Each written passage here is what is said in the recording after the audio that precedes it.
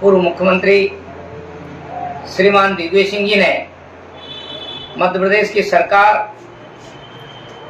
और शिक्षा के क्षेत्र में जो आरोप लगाए हैं वो भ्रामक है, गलत जानकारी के आधार पर है। मैं श्रीमान दिग्विजय सिंह जी को बता देना चाहता हूं कि मध्य प्रदेश की धरती पर जहां पर बच्चे अध्ययन करते थे, एक भी बच्चा था तो उस स्कूल को हमने बंद नहीं किया है। और जो आंकड़े वो प्रस्तुत कर रहे हैं वो आंकड़े कांग्रेस की 1.25 साल की सरकार, कमलनाथ की सरकार, जिसको रिमोट कंट्रोल से स्वयं दिग्विजय सिंह जी संचालित करते थे, उस समय एक साला एक परिसर योजना के माध्यम से जो एक कैंपस में प्राथमिक विद्यालय संचालित होता था, माध्यमिक संचालित होता था और हायर सेकेंडरी और हाई स्कूल संचालित होते थे। सबके अलग अलग कोड थे और एक साला एक परिसर योजना में सबका एक कोड किया है। और इस कारण से जब गिनती करते हैं तो संख्या कम आती है। वास्तव में कोई भी विद्यालय बंद नहीं किया गया है। जहां तक दिग्विजय सिंह जी ने कहा कि हमने शिक्षा कर्मी व्यवस्था की, मध्य प्रदेश में भारतीय जनता पार्टी की सरकार ने शिक्षा कर्मी कल्चर समाप्त किया है और शिक्षकों का जो अपमान करने का काम कांग्रेस की सरकार ने किया था, उनकी सरकार के समय हमने वापस शिक्षकों का सम्मान देने का काम मध्य प्रदेश की धरती पर किया है। सबसे ज्यादा शिक्षकों की समस्या का समाधान करने वाला मध्य प्रदेश बना है तो भारतीय जनता पार्टी की सरकार में बना है।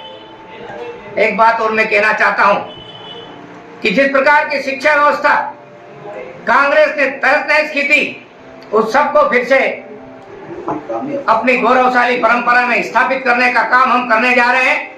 मैं कांग्रेस के मुख्यमंत्री से पूछना चाहता हूं, पूर्व मुख्यमंत्री जी से पूछना चाहता हूं कि वो बताए कि उनके 10 साल के कार्यकाल में कितने विद्यालयों को मरम्मत करने की कितनी राशि दी गई थी और मध्य प्रदेश की सरकार के कोटे से कितने भवन करने के निर्माण करने का पैसा दिया गया था।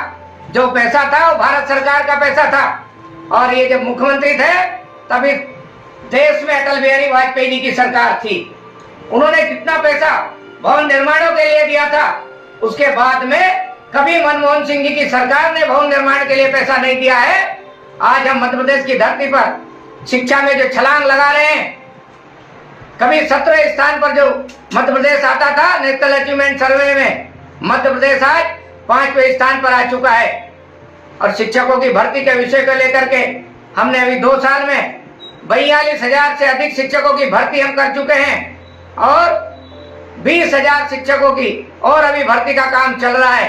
हम सितंबर के महीने तक 60,000 से अधिक शिक्षकों की भर्ती पूरी कर लेने वाला प्रदेश बनने वाला है। ये इतिहास रचा गया है एक साथ इसकी नियुक्ति करने का। और इसलिए मैं कहूंगा कि मध्य प्रदेश के पूर्व मुख्यमंत्री श्रीमान दिग्विजय सिंह जी, जिन्हें मुझे लगता है कि शिक्षा में जो बदलाव हो रहा पच नहीं रहा है। और मुझे तो आश्चर्य इस बात पर हो रहा है कि दो बार के मुख्यमंत्री रहते हुए मध्य प्रदेश के इतिहास में जो गलत तथ्य पढ़ाए जाते रहे, गलत जानकारी पढ़ाती जाती रही है, आक्रमणकारी को महान दिखाया जाता रहा है, महाराणा प्रताप को महान नहीं दिखाया गया, लेकिन एक विदेशी आक्रांता को महान लिखा गया है। ये भी श्रीमान दिग्विजय सिंह जी के कार्यकाल में पढ़ाते रहे। इतना ही नहीं, अपने मध्य प्रदेश के विद्यार्थियों को वास्को डी गामा ने भारत के समुद्र मार्ग की खोज की। मैं श्रीमान दिग्विजय सिंह से प्रश्न करना चाहता हूं कि क्या वास्को डी गामा के पहले भारत के लोग दुनिया के मार्केट में नहीं जाते थे? क्या जहाजों से भारत के लोग विश्व मार्केट में नहीं जाते थे? शायद ये उनकी जानकारी नहीं होगी, लेकिन मैं कहना चाहता हूं कि भारत का चंदन नाम का व्यापारी जिसने वास्को डी गामा को रास्ता दिखाया था, लेकिन आजादी के 75 साल तक भी कांग्रेस की सरकारों में इस देश के लोगों को गुलामी का इतिहास पढ़ाने का काम किया है। भारत का गौरवशाली इतिहास, भारत की गौरवशाली परंपराओं को इतिहास के पन्नों पर जगह नहीं दी गई है। मध्य प्रदेश में भी बहुत लिमिटेड लोगों को, कुछ परिवारों को, बच्चों को पढ़ाने वाली किताबों में स्थान दिया गया है। रानी कमलापति, टांट्या मामा, ऐसे क्रांतिकारियों को, ऐसे योद्धाओं को क्यों इतिहास में पन्ने में जगह नहीं दी गई है? रघुनाथ साहब, शंकर साहब, ऐसे कई क्रांतिकारी, कई महान योद्धा हुए हैं जिन्होंने अपने स्वतंत्रता की लड़ाई में योगदान दिया था। ऐसे लोगों को भी कांग्रेस की सरकार ने इतिहास के पन्नों पर जगह देने का काम नहीं किया है। लेकिन भारतीय जनता पार्टी की सरकार, देश के प्रधानमंत्री नरेंद्र मोदी जी के नेतृत्व में जिस गति के साथ शिक्षा में अमूलचूल परिवर्तन कर रहे हैं, आज हम विश्व स्तरीय शिक्षा देने वाला प्रदेश, हमने मध्य प्रदेश को स्थापित करने का काम प्रारंभ कर दिया गया है। हम आर्टिफिशियल इंटेलिजेंस की पढ़ाई हमने गत वर्ष से प्रारंभ कर दी है। मैं दिग्विजय सिंह जी से पूछना चाहता हूं कि आपके कार्यकाल में क्या कभी इस प्रकार की शिक्षा व्यवस्था की कभी चिंता की गई थी? केवल शिक्षा कर्मी कल्चर पैदा करके हमारे शिक्षकों का अपमान करने का काम आपने किया था। हमने सबको एक कैडर में ला करके सब शिक्षकों को सम्मानित करने का काम किया है। लगातार मध्य प्रदेश की धरती पर जिस प्रकार का इन 3 सालों में बदलाव का जो वातावरण बन रहा है, उसके पीछे हमारे देश के प्रधानमंत्री नरेंद्र मोदी जी का दृढ़ संकल्प है। मैं ये भी पूछना चाहता हूं श्रीमान दिग्विजय सिंह जी से कि क्या आप बताएंगे कि आपकी सरकार 1947 से देश में राज्य करती थी, आपने 75 साल तक कई बार देश की बागडोर संभाली है। 75 सालों में कई बार देश की बागडोर संभाली है। आपने मेघालय के द्वारा शिक्षा पद्धति, अंग्रेजों के द्वारा शिक्षा पद्धति जो बनाई गई थी, उसको लागू क्यों रखा गया? अपेक्षा थी देश के लोगों को स्वतंत्रता के समय गुलामी के चिन्ह मिटाना चाहिए था। आपने गुलामी के चिन्ह मिटाने का काम क्यों नहीं किया? क्यों गुलामी के चिन्हों को शिक्षा के क्षेत्र में, इतिहास में हमारे सिर पर हमारे बोझ बनकर पढ़ाते रहे?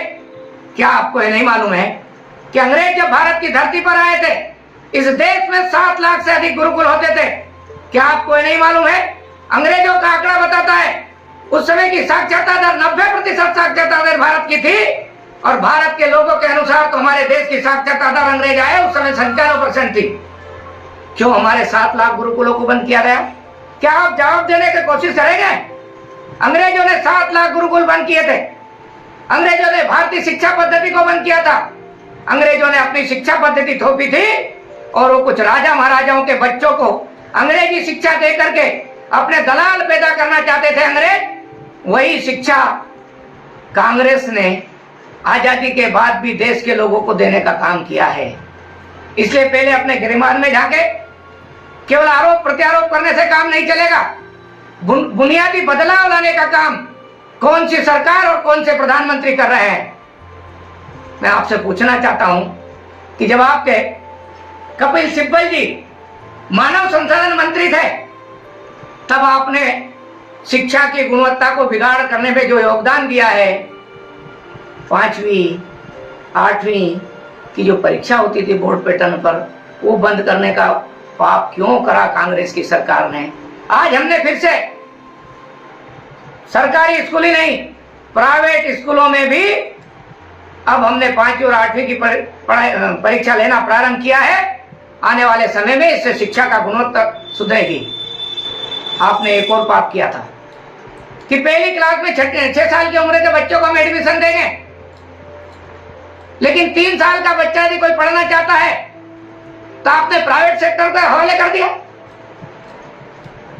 प्राइवेट सेक्टर के विद्यालयों को लाभ देने का काम आपकी सरकारों ने किया है, हमारी सरकार ने नहीं किया। हमने फिर से पूरे देश में राष्ट्रीय शिक्षा नीति के अनुरूप बाल वाटिका प्रारंभ करने का निर्णय किया है। और मुझे लगता है क्योंकि आप तो किंडरगार्टन की संस्कृति के लोग हैं, इसलिए आपको बाल वाटिका शब्द से चिढ़ होगी, लेकिन हम आपकी खींच से, आपकी भोखलाहट से घबराने वाले नहीं है।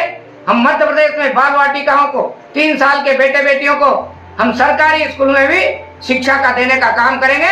और इतना ही नहीं श्रीमान दिग्विजय सिंह जी, हम बस्तों का जो बोझ है बच्चों पे, वो भी कम करने जा रहे हैं। और इसलिए बाल वाटिकाओं को हम बस्ता विहीन शिक्षा देंगे। खेल खेल में शिक्षा और संस्कृति और प्रकृति को केंद्र बना करके शिक्षा देने का काम करेंगे। गौरवशाली भारत का निर्माण करना है तो अपनी परंपराएं और गौरवशाली इतिहास को भी साथ लेकर हम आगे बढ़ने वाले हैं। जो संकल्प देश के प्रधानमंत्री ने लिया उसको हम आगे पूरा करने वाले हैं। मैं तो केवल यही कहूंगा कि आप अपने कार्यकाल की जरा समीक्षा कर ले। आप अपने कार्यकाल के स्कूलों के समय जब हायर सेकेंडरी के स्कूलों की मरम्मत का काम आता था तो कितने पैसा मरम्मत के लिए वर्ष भर में देते थे मध्य प्रदेश में। आजादी के बाद हमने जिस गति के साथ स्कूलों को सुधारने का काम पिछले 2 साल से किया है, 456 करोड़ हर साल देने का काम, ताकि हमारे विद्यालय चमकते हुए दिखे, उनमें जो सुविधाओं की कमी है वो सुविधा हम पूरी कर सके। ये बड़ा काम हम करने जा रहे हैं। अरे आपके कार्यकाल के समय मेरे विधानसभा क्षेत्र, मेरे जिले में ही कई विद्यालय ऐसे थे जिनके भवन आपने स्वीकृत नहीं किए। केवल आकर के 0 बजट पर आपने स्कूल प्रारंभ कर दिए थे। उन विद्यालय में आप उस समय भवन तो देने का काम कर देते। आज हमारी सरकार उन भवनों का, उन विद्यालय के भवनों का निर्माण करने का काम कर रही है। और सीएम राइस योजना के जो विद्यालय है, उन विद्यालयों से मध्य प्रदेश की पहचान केवल देश में नहीं, विश्व स्तर पर भी बनने वाली है।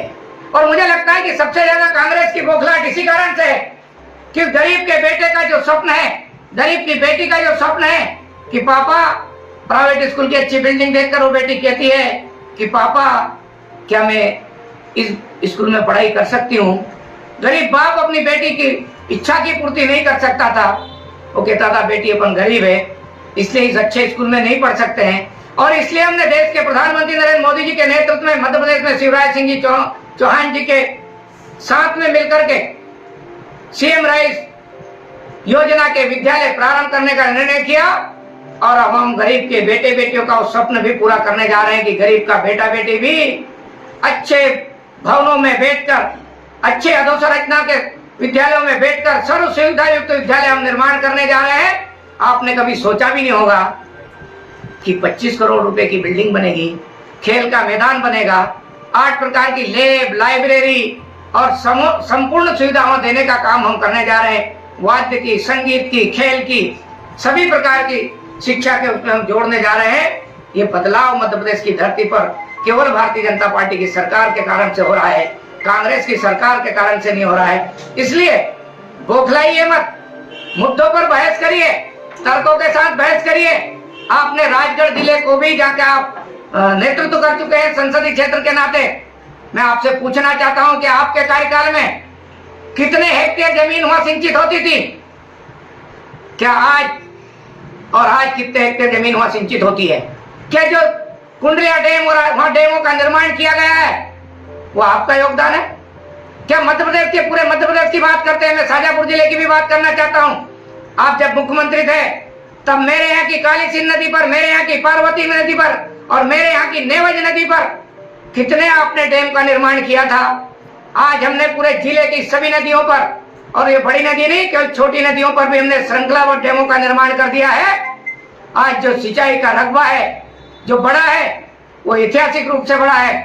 आपके कार्यकाल में जब 2003 के पहले आप मुख्यमंत्री थे तब तक मध्य प्रदेश की में केवल 7.5 लाख हेक्टेयर जमीन सिंचित होती थी। आज मध्य प्रदेश में 45 लाख हेक्टेयर जमीन सिंचित होती है और 7.5 लाख में भी आपकी सरकार, कांग्रेस का राज 50 साल का, अंग्रेजों का राज 200 साल से ज्यादा का और राजा महाराजाओं का सबका राज मिलाकर केवल 7.5 लाख हेक्टेयर जमीन को आप सिंचित करने के साधन उपलब्ध करा पाए थे। महाराज, केवल राजा लिखाने से काम नहीं चलेगा। प्रदेश के किसानों का, प्रदेश को कितने घंटे आप बिजली देते थे? जनरेटर युग था आपके राज का। आज हमने किसानों को बिजली देने का काम किया है।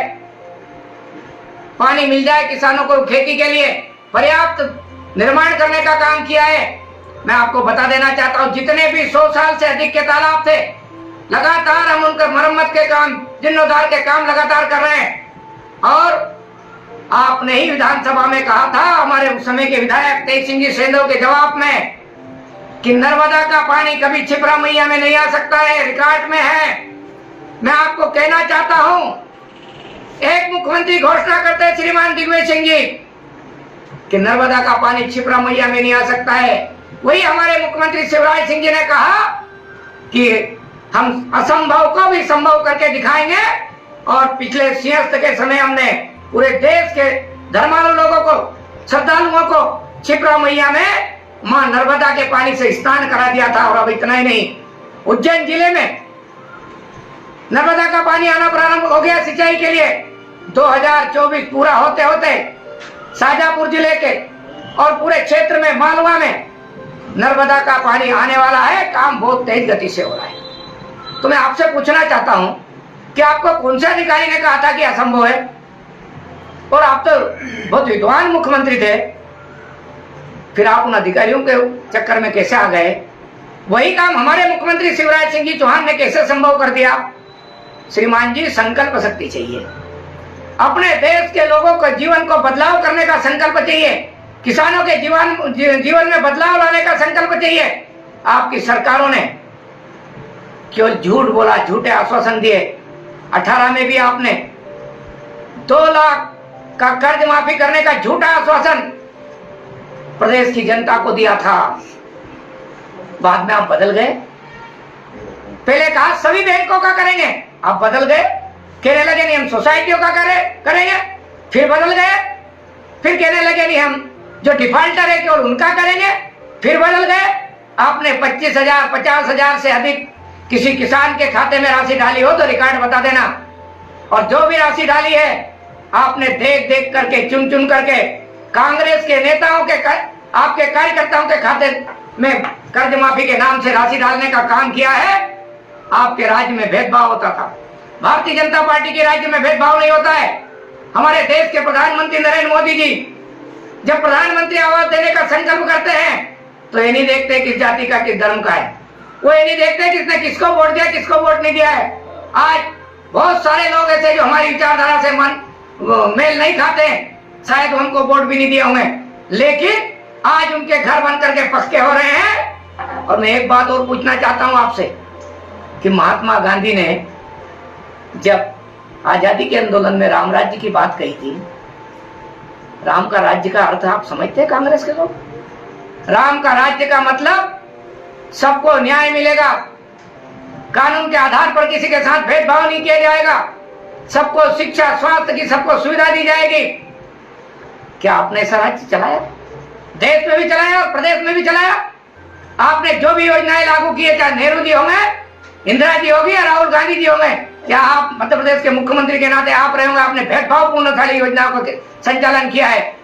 आज देश में देश के प्रधानमंत्री नरेंद्र मोदी जी के नेतृत्व में बगैर भेदभाव के योजनाओं का संचालन हो रहा है। सभी वर्गों को हम लाभ देने का काम करते हैं। इसलिए श्रीमान दिग्विजय सिंह से मेरा यही कहना है, बौखलाइए मत, भ्रमित मत करिए, सही तथ्यों को रखिए और सही तथ्यों के आधार पर बहस करने का मादा अपने में पैदा करिए। अब कोई मध्य प्रदेश की जनता आपके छलावे में नहीं आने वाली है। मध्य प्रदेश की जनता जिस तेज गति के साथ में लोगों के अपने जीवन में बदलाव लाना चाह रही है, देश की जनता उठ के खड़ी हो गई है। आपके राज्य में हमारे देश के लोगों का भरण पोषण करने के लिए हमको बाहर से अनाज लाना पड़ता था। आज भारत खाद्यान्न के मामले में आत्मनिर्भर हो चुका है और मध्य प्रदेश ने पंजाब को भी पीछे छोड़ करके जो खाद्यान्न उत्पादन किया हमारे प्रदेश के किसानों ने किया है। मैं मध्य प्रदेश के किसानों को उसके लिए धन्यवाद देना चाहता हूं कि आप जैसे लोग जो भ्रमित करने की कोशिश करते हैं उनके भ्रम में नहीं आएंगे। आज क्या हम इतने विचार करेंगे कि केवल हमारे देश के लोगों का भरण पोषण करें? आज देश तेज गति के साथ जो बढ़ रहा है, 25 साल आगे की कार्य योजना बनाकर काम कर रहा है। हम केवल 5 साल की योजना बना करके काम नहीं करते। श्रीमान दिग्विजय सिंह जी, यह देश खड़ा हो, यहाँ का समाज आत्मनिर्भर बने, लोग आत्मनिर्भर बने, राजनीति करने का अड्डा उसको नहीं बनाते हैं। हम भारत को गौरवशाली स्थान पर स्थापित करना चाहते हैं। और आपके पास यदि कोई व्यक्ति आपका असिस्टेंट हो तो उसको कह दो, लिख ले कि भारत 2047 के पहले विश्व गुरु बनेगा, शक्तिशाली सामर्थ्यवान देश बनेगा और इतना सामर्थ्य आएगा कि भारत केवल अपने लोगों की भूख मिटाने वाला देश अब नहीं, अब हम विश्व का भी भरण पोषण करने का संकल्प ले रहे हैं और जिसमें देश के किसानों की सहभागिता बनने वाली है, सीमाएं सुरक्षित रहने वाली है। ताकतवर देश आज दुनिया में दिख रहा है। क्या आप कभी सोच सकते थे कि यूक्रेन और रूस का युद्ध हुआ भारत का तिरंगा जब बच्चे हाथ में लेकर चले तो हमारे बच्चों पर दोनों देशों ने गोलियां नहीं चलाई, बच्चों को सुरक्षित निकाल करने का काम किया है। क्या है ताकतवर भारत बनने का संकेत नहीं है? आप जिस देशों की वकालत करते हो, आपके नेता श्रीमान राहुल गांधी, आपके नेता लोग जो दुश्मन देश है उनमें जाकर के भारत की बुराई करते हो और दुनिया के मंच पर भारत को नीचा दिखाने की कोशिश करते हो, भारत की जनता समझ चुकी है और मध्य प्रदेश की जनता भी आपके छल कपट को अच्छी तरह से समझ चुकी है। इसलिए मैं प्रार्थना पूर्वक आपसे यही कहना चाहता हूं कि आप छलावे की राजनीति नहीं करें, आप तथ्यों के आधार पर बात करें, भ्रमित करने की कोशिश नहीं करें। और नहीं तो कांग्रेस की हालत जिस प्रकार से देश में हुई है, आगे आने वाले समय में और दुर्गति होने वाली है। मैं यही आपको निवेदन करता हूं